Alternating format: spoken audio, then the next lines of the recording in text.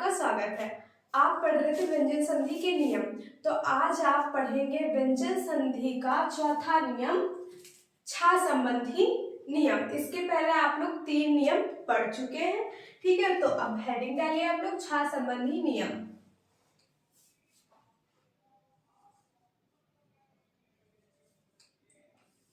छा संबंधी नियम,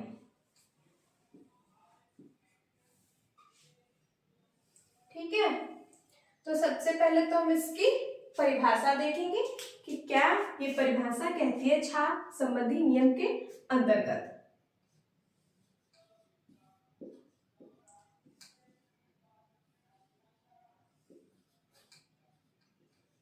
किसी ह्रस्व स्वर या आ का मेल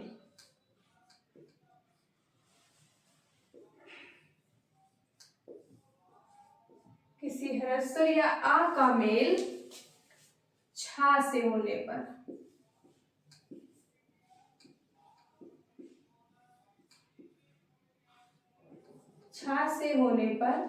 छा से पहले चा जोड़ दिया जाता है।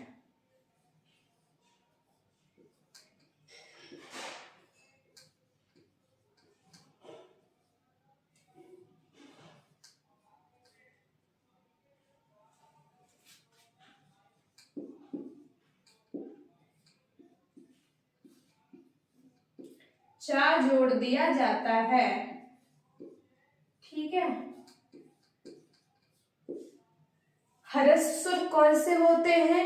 अ, ई, उ, री। ह्रस्व स्वर 4 होते हैं आपके, अ, ई, उ, री, ठीक है। तो परिभाषा देखिए क्या कह रही है। किसी ह्रस्व स्वर और आ किस में आता है? आपका दीर्घ स्वर में आता है, ठीक है। तो क्या यहाँ पे बोला गया? किसी ह्रस्व स्वर या आ का मेल छा से होने पर, जब ह्रस्व स्वर या आ का मेल छा से होगा तो छा से पहले किसी में परिवर्तन नहीं होगा। छा से पहले क्या होगा? चा जोड़ दिया जाएगा, बस, ठीक है। तो उदाहरण देखिए और सब कुछ क्लियर हो जाएगा। उदाहरण डाल लीजिए यहाँ पे, उदाहरण आप लोग अपनी अपनी कॉपी में लिख लीजिए, ठीक है। देखिए, स्व प्लस छंद, स्व प्लस छंद, वाह बोल के देखिए, वाह आ निकल रहा है ना, ये वाला आ। इसको मैंने आपको पहले भी बताया कि इसकी कोई मात्रा नहीं होता है, ये क्या होता है कि वर्णों के अंदर छिपा हुआ रहता है, ठीक है। तो वाह के अंदर क्या है? आ छिपा हुआ है। वाह बोलिए तो क्या निकल रहा है? आ। अब क्या कह रहा है? वाह, तो ये आ निकला, यहाँ पे देखिए आ निकला। और क्या कह रहा है यहाँ पे? ह्रस्व स्वर, तो ये ह्रस्व स्वर तो है ही, तो ह्रस्व स्वर का मेल छा से होने पर, भाई मेल तो इसका छा से हो ही रहा है, ठीक है। छा से होने पर छा से पहले चा जोड़ दिया जाता है, ठीक है। तो देखिए अब यहाँ पे ये तो आप लोगों ने देख लिया, यहाँ पे आ निकल रहा है, यहाँ पे छा, इनका मेल हो रहा है, तो क्या बनेगा? स्व, और क्या बोला गया? छा से पहले क्या जोड़ा जाएगा? चा। और चा कैसा है? हलंत वाला है, तो क्या लिखा जाएगा? आधा चा, मतलब हलंत मतलब आधा चा, ठीक है। तो ये आधा चा लिख दिया, बाकी जो आगे लिखा है वैसा का वैसा ही लिख दीजिए, ठीक है। तो ये हो गया आपका स्वच्छंद, स्व प्लस छंद, स्वच्छंद, ठीक है। देखिए यहाँ पे स्व था, यहाँ पे छंद था, स्व प्लस छंद था, और यहाँ पे ह्रस्व और छा का मेल हुआ, तो क्या हुआ? यहाँ पे स्व भी वैसा का वैसा ही रहा, छंद भी वैसा का वैसा ही रहा, बस क्या यहाँ पे जुड़ गया? चा जुड़ गया, ठीक है। दूसरा भी देखिए उदाहरण आप लोग, पर प्लस छेद, परि प्लस छेद। अब परि में क्या निकल रहा है? ई, छोटी ई निकल रही है ना, परि, ई निकल रही है, और ये ई क्या है? ह्रस्व 4 होते ही है आपके, आ, ई, उ और ग्रीन। ठीक है, वो मैंने आपको वर्णमाला वाली वीडियो में बताया आपको। ठीक है, कौन से दीर्घ होते हैं, कौन से ह्रस्व होते हैं, और भी सारी बातें जो है वो मैंने आपको वर्णमाला वाले वीडियो में बताया है, तो आप लोग पीछे वाली वीडियो जरूर देखिए। ठीक है, तो यहाँ पे क्या है, ई, और ई का मेल किससे हो रहा है, छा से, और परिवर्तन कहीं पे भी नहीं होना है, परि भी वैसे ही रहेगा और छेद भी वैसे ही रहेगा, लेकिन छेद से मतलब ये जो छा लिखा है, ये छा से पहले क्या जुड़ जाएगा, चा, तो लिख दीजिए पर, और फिर छा लिखने से पहले चा जुड़ना है, ये जुड़ गया चा, अब लिख दीजिए छेद, परिच्छेद। ठीक है, परि प्लस छेद, परिच्छेद। आगे देखिए, अनु प्लस छेद, अनु प्लस छेद, यहां पर भी क्या होगा, अनु, अनु तो लिख लीजिए वैसे ही, और छा से पहले क्या, चा लिख दीजिए, और छेद वैसे ही लिख दीजिए, क्या बन गया, अनुच्छेद। ठीक है, अनु प्लस छेद, अनुच्छेद। अनुच्छेद आपको कहाँ देखने को मिलता है, पॉलिटी में। ठीक है, एक और देखिए, बी प्लस छेद, वी प्लस छेद, तो क्या हो जाएगा आपका, वी तो जैसा है वैसा ही लिख लीजिए, और छा से पहले चा, और छेद वैसे ही लिख दीजिए जैसे कि वो लिखा हुआ था, तो वी प्लस छेद बन गया क्या, विच्छेद। ठीक है, और जो छा संबंधी नियम है आपका वो हो गया कंप्लीट, और छा संबंधी नियम यही कह रहा था कि ह्रस्व या आ का मेल छा से होने पर छा से पहले चा जोड़ दिया जाता, तो ये आप लोगों ने उदाहरण देखिए, आपको सारी बातें समझ में आ गई, इतना नोट कर लीजिए। उसके बाद चलते हैं एक और नियम की ओर। अब अगला नियम देखते हैं हम, जो कि आपका लास्ट नियम है। ठीक है, मतलब आखिरी नियम आपका यही एक बचा हुआ है, वो भी आप लोग देख लीजिए बस।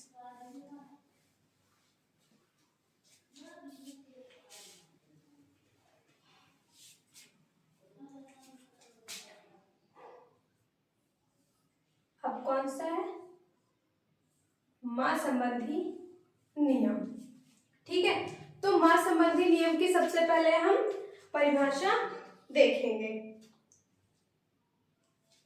तो इसकी परिभाषा क्या कहती है, देखिए मैं लिख रही हूं, आप लोग भी साथ में लिखिए।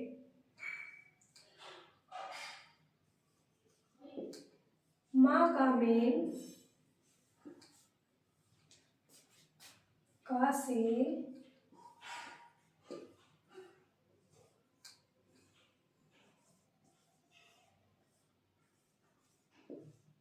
मां तक के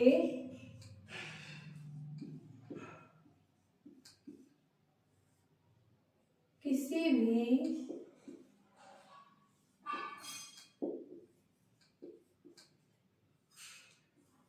भी व्यंजन वर्ग से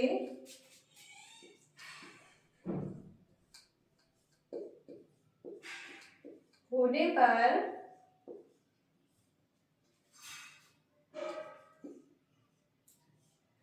मां का मेल का से मां तक के किसी भी व्यंजन वर्ग से होने पर मां उसी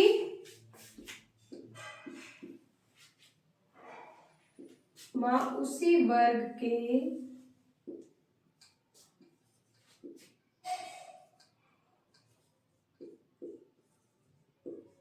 पंचमाक्षर, ब्रैकेट में लिखिए क्या, अनुस्वार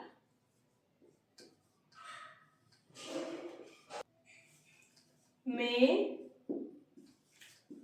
बदल जाता है।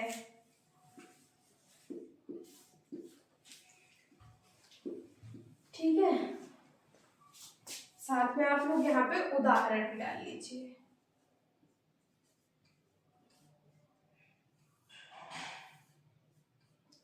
ठीक है, तो देखिए यहाँ पे परिभाषा क्या कह रही है, ये समझना सबसे इम्पोर्टेंट है। ठीक है, तो परिभाषा जो है वो आपको बुक में जो है ये पंचमाक्षर लिखा हुआ आपको हर जगह मिलेगा, लेकिन मैंने लिखा है आपको समझाने के लिए।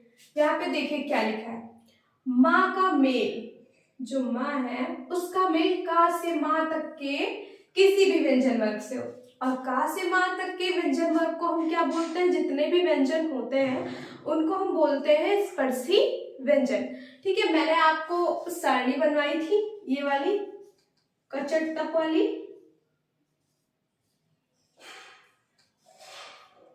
कचट तक, ठीक है, ये वाली सारणी मैंने आपको बताई थी। ठीक है, अब इसके अंतर्गत इन वर्गों के अंतर्गत जो भी वर्ण आते हैं वो सब क्या कहलाते हैं, स्पर्शी व्यंजन।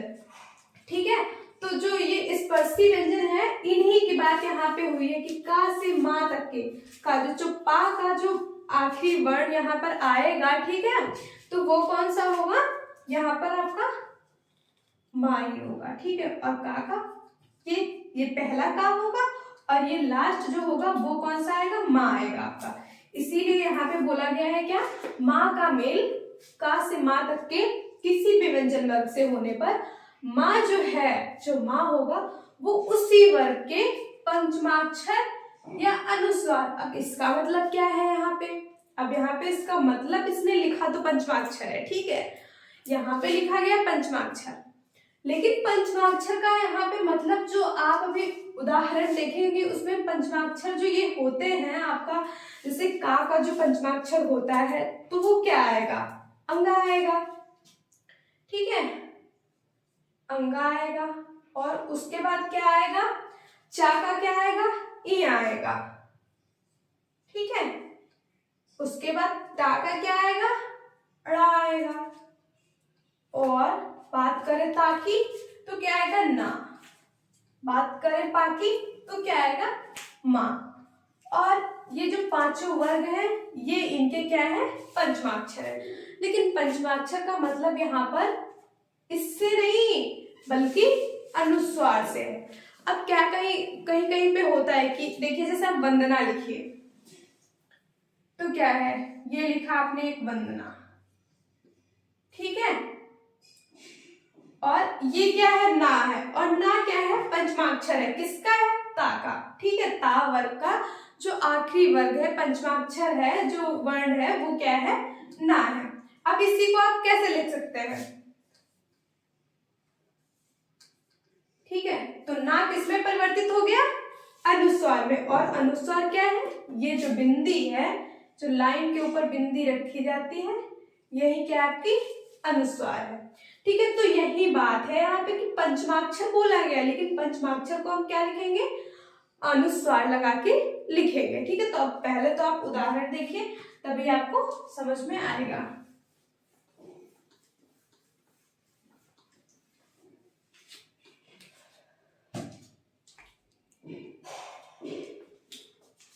देखिए, सम प्लस कलन, सम प्लस कलन। अब माँ का ही तो मेल बोला है करने को, तो माँ तो यहाँ पे है। फिर क्या बोला है, का से माँ तक के, तो का तो यहाँ पे उपस्थित है। ठीक है, तो ये हो गया माँ और ये हो गया का। अब क्या बोल रहा है, वर्ग से होने पर माँ उसी वर्ग के, जिस वर्ण से इसका मेल हो रहा उसी वर्ण के पंचमाक्षर से होगा। ठीक है, तो का पंचमाक्षर क्या होता है, अंगा।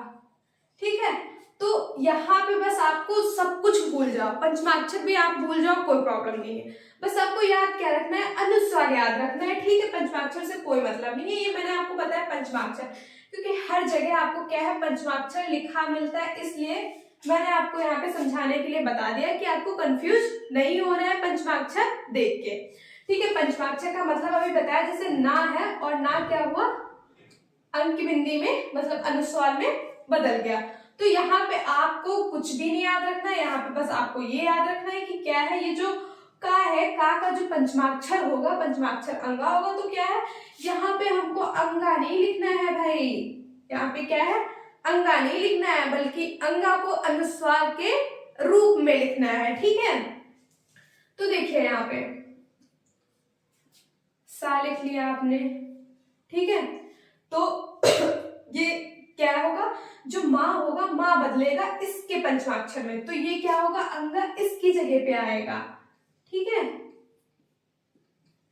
इसमें बदला तो क्या होगा, माँ हो जाएगा पंचमाक्षर में, तो यहाँ पर क्या हो जाएगा, कलन तो वैसा का वैसा ही रहेगा। अब ये हुआ अंगा, तो अंगा हम लिखेंगे तो है नहीं ऐसे, ठीक है, तो हम क्या करेंगे, इसी का जो अनुस्वार रूप होगा वो हम कहाँ लिख देंगे, वो हम सा के ऊपर कर देंगे, ठीक है। तो क्या हो जाएगा, इसका अनुस्वार रूप जो होगा वो यहाँ पे बिंदी के रूप में आ जाएगा, और जो कलन है वो वैसा का वैसा ही रहना है। क्या हो गया, संकलन। अंक को यहाँ पे हमको प्रदर्शित नहीं करना है, बल्कि हमें इसको क्या करना है, अनुस्वार के रूप में लिखना है, ठीक है। तो ऐसे ही बस आपको अनुस्वार याद रखना है और आपको सब याद रहेगा, ठीक है। अगला देखिए, सम प्लस गति, सम प्लस गति, यहां पर भी क्या है, का यहां पर था, यहां पर क्या है, गा, लेकिन क्या उसी वर्ग का ये अच्छा है भाई, उसी के परिवार का है, का परिवार का है ये गा, ठीक है। लेकिन यहाँ पर भी क्या हो रहा है, गा का जो पंचमाक्षर होगा वो अंगा होगा, तो यहाँ पर क्या होगा, अंगा में परिवर्तन होगा, ठीक है। लेकिन अंगा का अनुस्वार रूप क्या होगा, बिंदी के रूप में ये अनुस्वार रूप आएगा। ये केवल अंगा का ही नहीं है, ये जो अंगा है, इया है, रा, ना, मा, ये सब जो होगा ये सिर्फ और सिर्फ अनुस्वार के रूप में ऐसे लिखा जाएगा, ठीक है। तो इसलिए आपको यहाँ पे इससे ज्यादा कोई मतलब नहीं है, आपको बस अनुस्वार ही याद रखना है, ठीक है। तो देखिए यहाँ पे लिखिए आप सा, और मा तो बदल गया अनुस्वार के रूप में, तो कहाँ आ जाएगा, सा के ऊपर, और ये क्या हो गया, गति जैसा है वैसा का वैसा ही लिखना है, तो क्या बन गया, संगति। ये बात आपको याद रखनी कि परिवर्तन यहाँ पे नहीं हो रहा है, परिवर्तन कहाँ होगा, इधर होगा, और यहाँ पे हुआ तो क्या हुआ, इसको हम सिंगल नहीं लिख सकते हैं, तो क्या हुआ, ये इसके साथ में आ गया, ठीक है। बस आपको इतनी ही बात समझनी है। और देखिए, सम प्लस पूर्ण,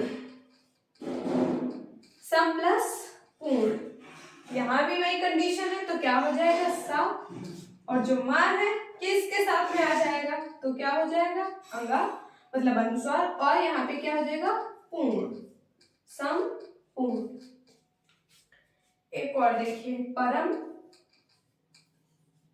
प्लस तू, परम प्लस तू, तो क्या हो जाएगा, माँ जो है वो क्या अब कहाँ पे आएगा, रा के ऊपर आ जाएगा, क्योंकि वो अकेला नहीं लिखा जा सकता, तो क्या होगा, अपने पहले वाले वर्ड की सहायता लेगा और उसी के साथ में रहेगा, ठीक है भाई, ये इसको सहायता कर रहा है, तो क्या होगा, ये जो बदलेगा ये यहाँ पे आ जाएगा। तो देखिए लिखिए पर, र, और माँ जो यहाँ पे बदलेगा, ठीक है, तो वो किस पे अनुस्वार के रूप में आएगा, रा पे, तो हो जाएगा आपका परंतु, ठीक है।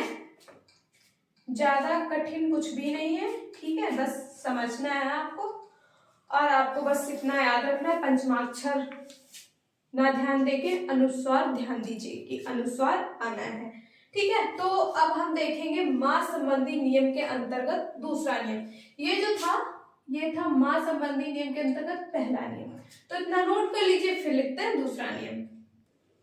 अब हम देखेंगे अगला नियम, ठीक है। तो ये तो था पहला नियम आपका,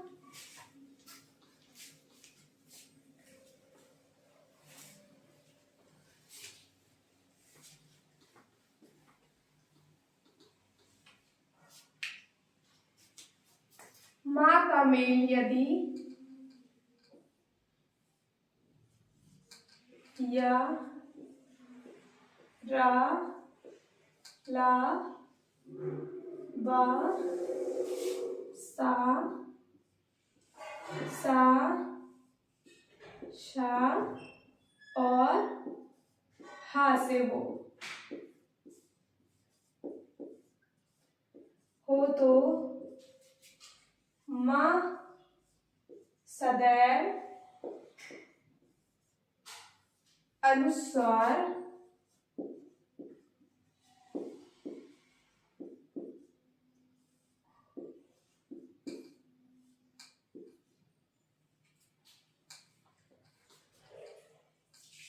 मां सदैव अनुस्वार ही होता है। ठीक है, देखो यहाँ पे आपको एकदम आसान सी परिभाषा लग रही होगी, क्योंकि वहां पे मैंने पंचमाक्षर ऐड किया था। क्यों ऐड किया था ये मैंने आपको बताया कि जितनी भी आप लोग बुक पढ़ते हैं उनमें क्या होता है, पंचमाक्षर लिखा होता है और आप लोग उसको देख के कंफ्यूज हो जाते हैं कि भाई पंचमाक्षर भी लिखा है और ब्रैकेट में अनुस्वार भी लिखा है, तो हमको क्या करना है और कैसे होना है। इसलिए मैंने वहां पे पंचमाक्षर ऐड किया था। ठीक है, पंचमाक्षर से वहां पे भी पंचमाक्षर का मतलब किसी वर्ड को लिखने से नहीं था। ठीक है, वहां पे भी पंचमाक्षर का मतलब क्या, अनुस्वार से ही था, बस समझने के लिए वहां पे पंचमाक्षर था। और यहाँ की परिभाषा क्या कह रही है आपसे, यहाँ पे परिभाषा कह रही है कि माँ का मेल यदि या रा ला वा सा हा से हो तो माँ सदैव अनुस्वार ही होता है, मतलब हमेशा अनुस्वार ही रहेगा। ठीक है, अब देखिए ये जो या रा ला वा इतने सारे शब्द लिखे हुए हैं, इसका क्या मतलब है। ठीक है, यहाँ पे 2 डाल लीजिए। ये यार अलावा क्या होते हैं, आपके अंतस्थ व्यंजन होते हैं। वर्णमाला वाली वीडियो में मैंने आपको बताया था। ये जो यार अलावा है ये कौन से व्यंजन होते हैं, आपके अंतस्थ व्यंजन। सा कौन से होते हैं, आपके ऊष्म व्यंजन। ठीक है, तो यहाँ पे आप एक आसान भाषा में लिखिए।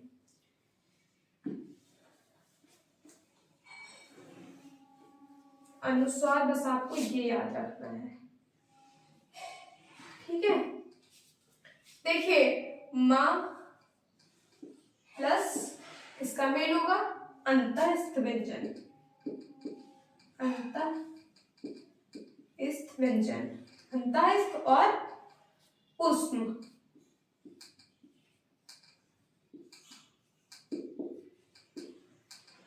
और ऊष्म व्यंजन का मेल होना है।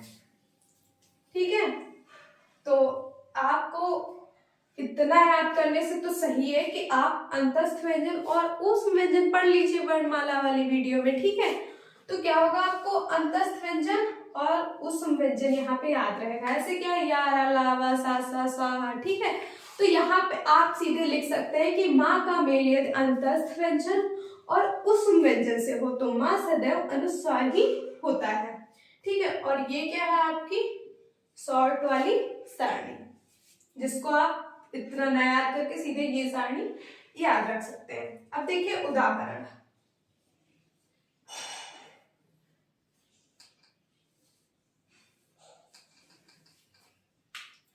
उदाहरण सम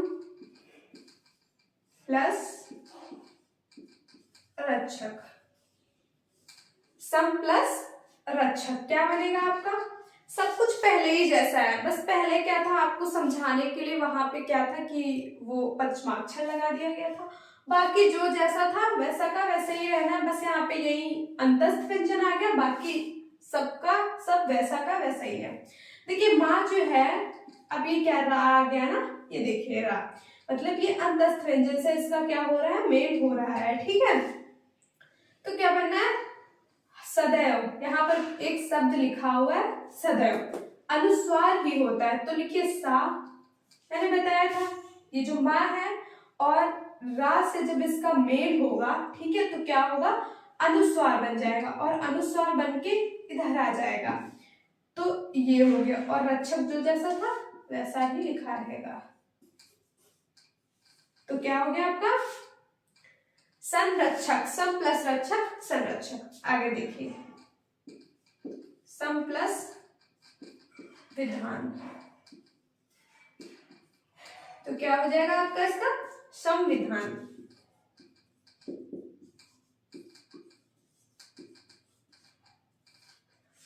इसके बाद एक और देखिए सम प्लस हार, क्या बनेगा, माँ जो है हा से इसका मेल हो रहा है और क्या होगा, अनुस्वार के रूप में आएगा, तो क्या होगा संहार। आगे देखिए सम प्लस सार,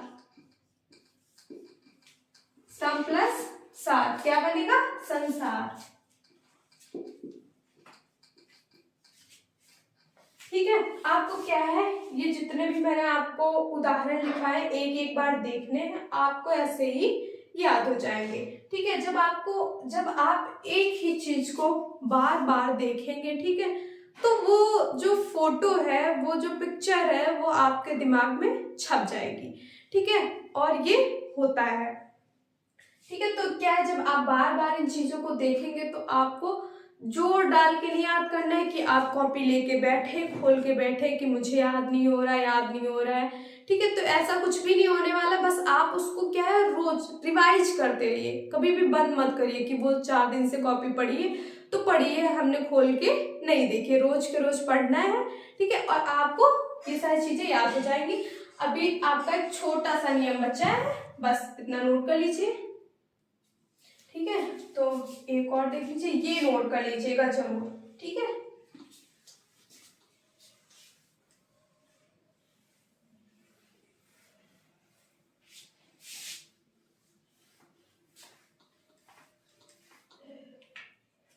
उसमें कुछ भी नहीं है, बस आपको जानना जरूरी है, क्योंकि कभी कभी उसके जो दो वो उदाहरण है ना, वो पूछ लिए जाते हैं, इसलिए मैं आपको बता रही हूँ। तो इसमें क्या है, माँ के बाद माँ आने पर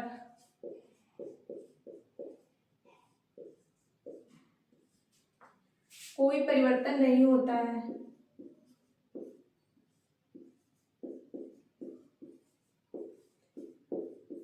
कोई परिवर्तन नहीं होता है।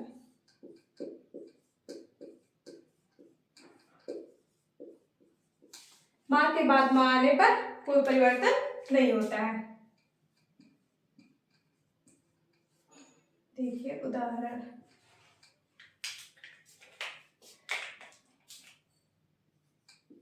सम प्लस मान, सम प्लस मान।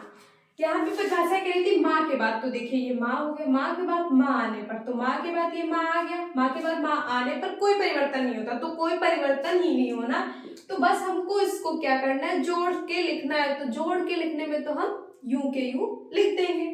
देखिए स और ये माँ में क्या है, हलंत लगा हुआ, हलंत का मतलब माँ आधा लिखा जाएगा, और मान वैसा का वैसा ही रहना है, समान। बस हमको क्या करना है, जोड़ के लिखना है। और ये जो आपके उदाहरण है ना, कभी कभी पूछ लिए जाते हैं, इसीलिए मैंने आपको बताया है। अब देखिए आगे, सम प्लस मति, सम प्लस मति, तो क्या हो जाएगा, सा और हलंत वाला मा आधा और मति जैसा है वैसा है लिख दीजिए। ये हो गया आपका सम्मति। ठीक है, तो आपके तीसरे नियम में इतना ही था, और आज आपकी व्यंजन संधि जो है वो कंप्लीट हो गई है। अब आप पढ़ेंगे विसर्ग संधि। तो अगर आपको मेरी वीडियो पसंद आई हो तो लाइक, सब्सक्राइब और कमेंट शेयर जरूर करें। धन्यवाद।